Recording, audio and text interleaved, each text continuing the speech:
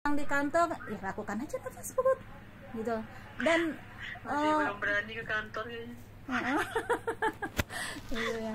Mbak di perjalanan menuju kantor bisa, maksudnya sambil bengong di perjalanan menuju kantor, Oh iya. bisa lakukan nafas perut gitu. Sebelum tidur lakukan nafas perut gitu ya. Sebelum tidur masih ada santai-santai bengong-bengong, lakukan nafas perut. Dan spesialnya lagi, nafas perut ini bukan hanya sebagai terapi untuk mengencangkan otot les, tapi juga sebagai terapi relaksasi ya, dimana relaksasi itu sangat dibutuhkan gitu ya. Ketika gangguan anxiety-nya muncul, panik attack-nya muncul, itu yang dibutuhkan itu merilekskan otot saraf, merilekskan pikiran kita, merilekskan tubuh kita. Yang paling mudah dilakukan ya nafas perut. Selain pijat, itu kan bisa dilakukan langsung sendiri gitu kan, mudah banget, nggak perlu lari ke UGD, nggak perlu bayar dokter, nggak perlu minum obat gitu ya. Itu merilekskan banget. Kemudian juga satu udah jelas itu juga bagian dari olahraga juga nafas perut. Jadi betul-betul masya Allah gitu kan, sesuatu yang memang terapi ini self healing ya, terapi diri sendiri yang bisa dilakukan oleh sendiri, yang sangat multi gitu kan, multi manfaatnya macam-macam ya. Jadi sempatkan gitu kan untuk melakukan nafas perut gitu. Insya Allah nanti kalau udah terbiasa nafas sehari-hari Mbak itu udah otomatis dengan nafas perut gitu loh. Jadi si otot perut juga pada bekerja semua gitu. Itu ya Mbak. Nah itu salah satu terapi. Kemudian yang lainnya, untuk metodenya dari Puspita Neo sama si Joko itu kita ada mengenal 10P Mbak. 10P ya. P yang sebetulnya ini videonya ada, juga tulisan postingan, tulisan di Instagram saya juga ada, tapi itu nggak tahu tulisan tahun kapan ya, ini tahun 2000 berapa gitu nih, saya ada, udah pernah ada saya di situ 10P ya, cuman kan nggak dibahas detail satu persatu gitu.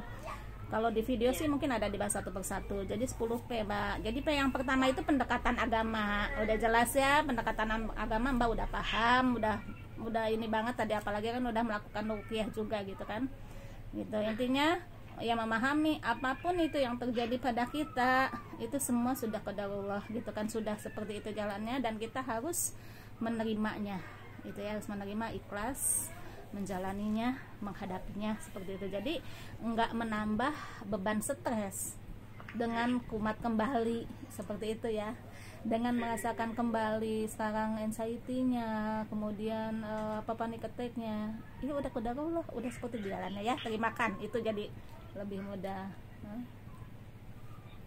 Mau nambahin ya bentar nih Bang Jafar, nambahin.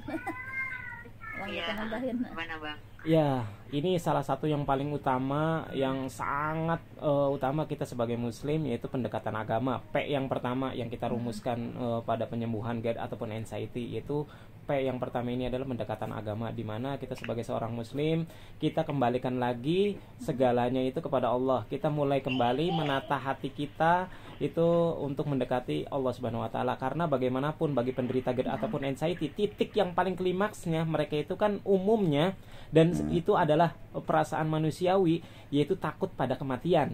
Itu titiknya, klimaksnya kan ini. Jadi bagaimana supaya kita itu tidak takut, tidak membenci, yaitu dengan cara kita mendekatkan diri kepada Allah. Kita mengembalikan hakikat kehidupan kita, meyakini, mengetahui hakikat kita walaupun udah tahu itu, dengan mengulang kembali dengan nasihat-nasihat kepada guru kita, atau ya sekarang kita sharing saat ini, itu menambahkan keyakinan lagi gitu loh. Jadi kita walaupun kita mungkin udah tahu ya tujuan kita hidup ya bukan di dunia gitu lah, tapi dengan mengulang-ulang terus itu akan membantu kita untuk memberi ketenangan.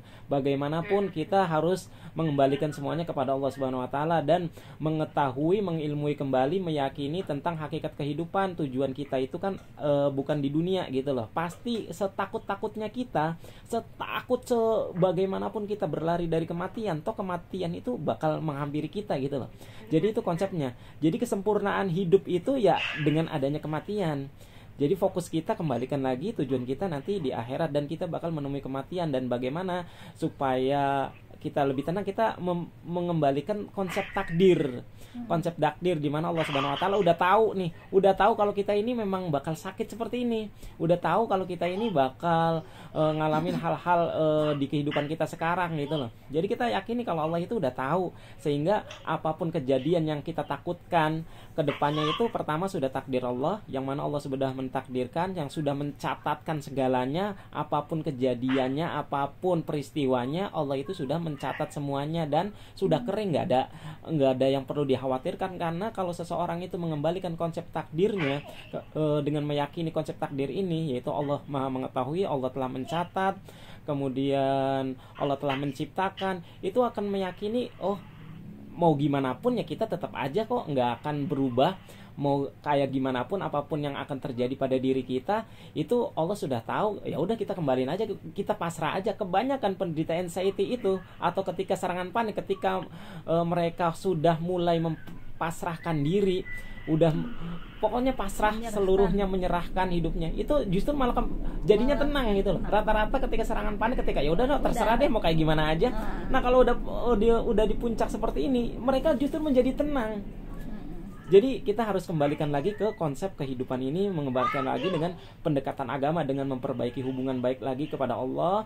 Yang kurang-kurang kita disempurnakan lagi, yang wajib sudah kita lakukan, kita tambahkan yang sunnah-sunnahnya, sehingga seseorang kalau udah dekat dengan Allah itu akan lebih tenang.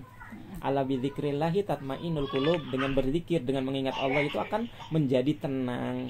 Ini paling penting banget ini. Sehingga rata-rata orang yang mengalami serangan panik, yang mereka takutkan itu apa? Itu yang tadi saya sebutkan, kematian, karena dia belum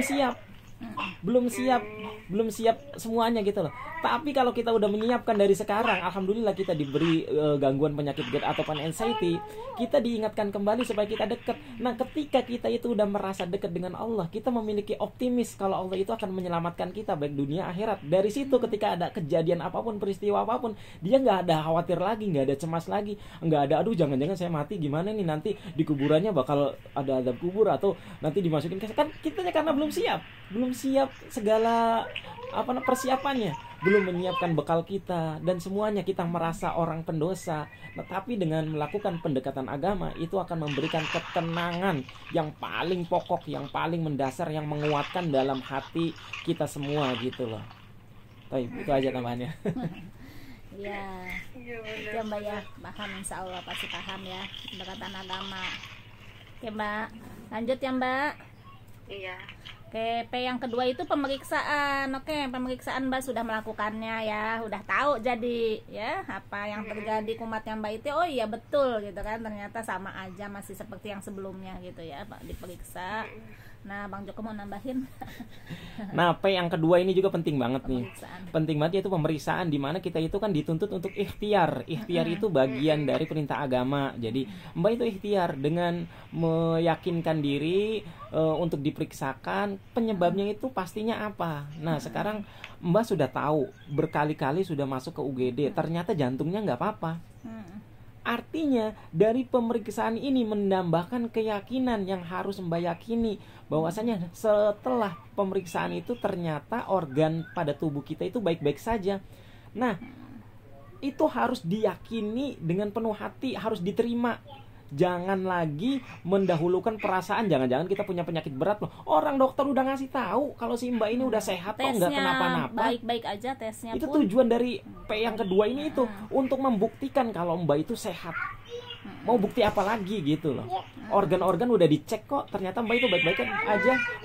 Artinya apa? Itu cuma dari pikiran. Yang artinya cuma ya udah tepis aja pikiran dengan nanti proses-proses selanjutnya dengan cara-caranya.